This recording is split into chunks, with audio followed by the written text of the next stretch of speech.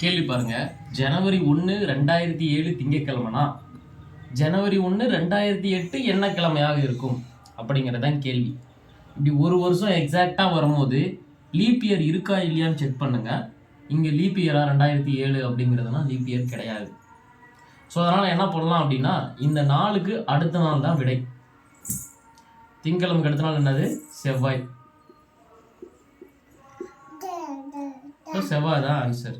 இது leap year இல்லைன்னா, அதாவது நார்மல் வருஷத்துக்கு நார்மல் இயருக்கு +1 டே. இதே லீப் இயர் வந்துச்சுன்னா +2 டே. அவ்வளோதான். இதுதான் விடை. இப்படி தான் போடணும். இதில் இன்னொன்று என்ன நடந்திருக்குன்னா, 365 நாள் ப்ளஸ் ஆகுதா, அதை வந்து நம்ம வீக்குக்கு 7 அதெல்லாம் வகுத்து பார்த்தோம்னா நமக்கு எக்ஸ்ட்ராவாக 1 கிடைக்கும். நார்மல் இயரில். லீப் இயரில் 2 நாள் கிடைக்கும். ஏன்னா அது 366 போகிறதுனால. ஹோம்ஒர்க்கு ஒரு சம் தரேன், கமெண்ட் பண்ணுங்க அதுக்கு ஆன்சர் என்னான்ட்டு. ஜனவரி 1 2020 வியாழக்கிழமை. அப்போ ஜனவரி 1 2021 என்ன கிழமை?